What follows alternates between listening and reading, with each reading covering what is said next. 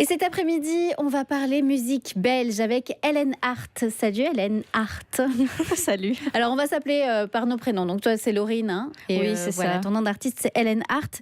Tu as sorti un nouveau single il y a un petit peu moins d'un mois maintenant, Like There's No Tomorrow. Qu'est-ce qu'elle raconte cette chanson ? Elle raconte un peu les moments qu'on a envie de vivre comme si demain n'existait pas. Et donc c'est vraiment une chanson que j'avais envie d'offrir à mon public pour leur dire en fait vivez la vie pleinement, n'ayez pas peur justement de ce qui va suivre, et de dire un peu on est jeune, on vit à fond, peu importe l'âge en fait. Et c'est un peu un message que j'avais envie de transmettre à travers cette chanson, que j'ai voulu beaucoup plus punchy quand même.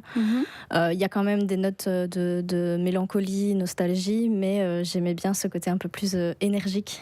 C'est vrai que c'est un titre qui est résolument pop-rock. C'est ça. C'est quoi tes inspirations musicales à toi ?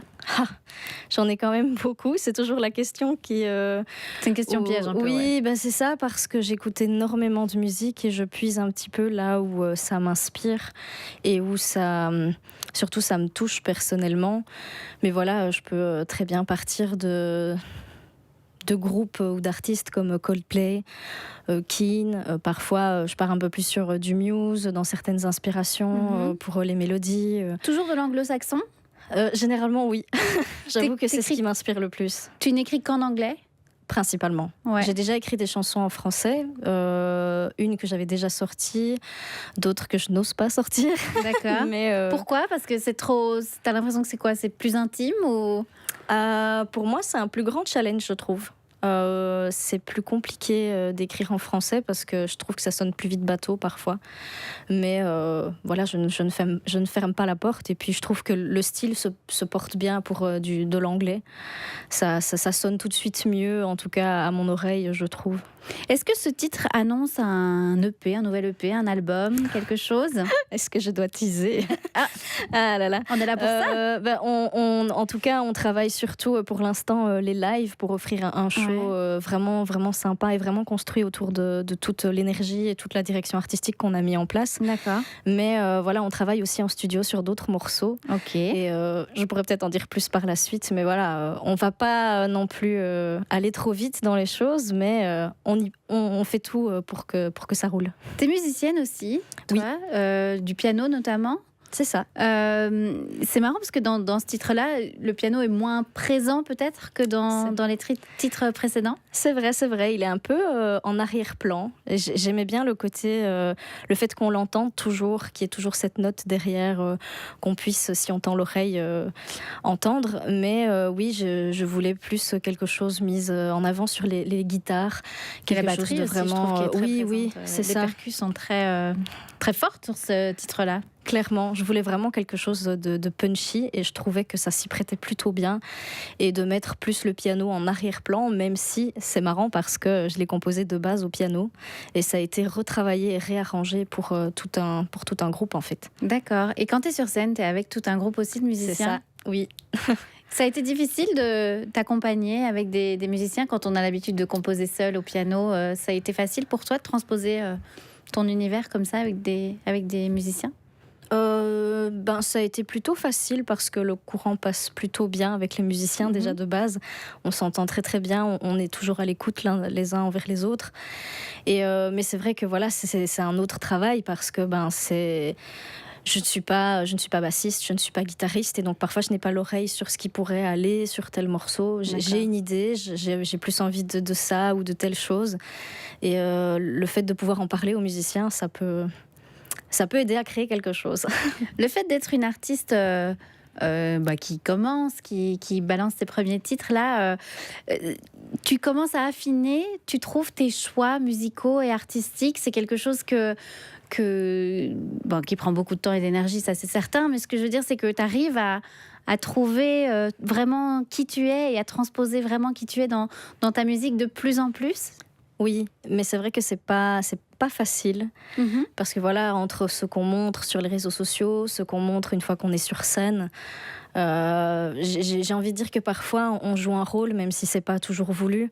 Voilà, on est connu en tant qu'artiste, ou on aimerait être connu en tant qu'artiste, mais j'aime bien aussi le fait que les gens me connaissent en tant que Laurine. D'accord. Et j'essaie aussi d'être plus proche des personnes qui m'écoutent, parce que je trouve que c'est toujours beaucoup mieux et plus authentique. Maintenant, voilà, c'est pas toujours facile, et je pense que tout artiste le dirait. Avec les réseaux sociaux aujourd'hui, c'est vrai que c'est ça. Un peu plus simple quand même. C'est un peu plus simple. Il y a toujours, après, il y a toujours cette frontière avec les réseaux qui est pas toujours évidente non plus, mais on y travaille, et moi, le but, c'est quand même d'être qui je suis, parce que sinon, si je suis quelqu'un d'autre, ça va tout de suite se voir, je trouve. Ouais, c'est ça. Dans les thèmes que tu as envie d'aborder dans les futures chansons qui sont peut-être déjà en travail, hein, tu parlais de studio tout à l'heure, il y a quoi comme thème? C'est centré autour de toi, ou c'est des choses peut-être plus larges? Il y a des choses peut-être où tu as envie de t'engager? Alors, c'est pas toujours évident, parce que forcément, voilà, j'avais sorti un album en 2025 qui était assez personnel, sur des choses vraiment que j'avais vécues aussi à travers d'autres.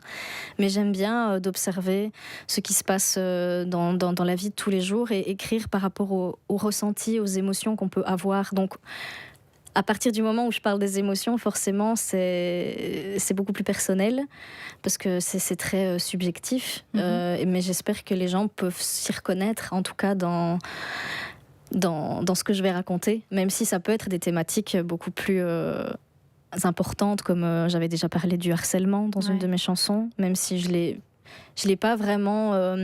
C'est pas vraiment une chanson où je vais lancer un thème, où ça va lancer un débat. Où on va se dire ah oui, ça a été hyper percutant dans tes paroles. C'est plus quelque chose d'émotionnel que j'avais envie de partager. C'est plus à ce niveau-là, mais j'aime un peu parler de tout. D'accord. C'est quoi la suite pour toi, Laurine, et surtout pour Hélène Hart? On a des prochains concerts. Donc, le 18 avril à la Gelle-Bressé, en première partie de The Feather. D'accord. C'est une super belle opportunité, et franchement, j'ai hâte d'y être. Là, on sera en plus en A3 en acoustique. Ça va être assez sympa, très cosy, très intimiste, et pour un show un peu plus cool. Et puis le 24 avril aussi, on sera aux Deux Ours à Modave. D'accord. Là, pour un show sur lequel on travaille. On va aller en résidence d'ailleurs bientôt. D'accord. Pour bosser un petit peu toute la mise en place. Et là, tu vas aussi prendre des titres comme Colors que tu as sortis. Oui. Là, en fait, on va réintroduire des titres de l'album qu'on va un petit peu dispatcher en fonction du show, et on va évidemment introduire le nouveau single. Donc, ce sera vraiment un tout nouveau show qu'on n'a pas encore présenté. D'accord, ok. Bon, Hélène Hart, Like There's No Tomorrow, on se l'écoute tout de suite sur Hélène Radio. Merci beaucoup, Laurine. Merci.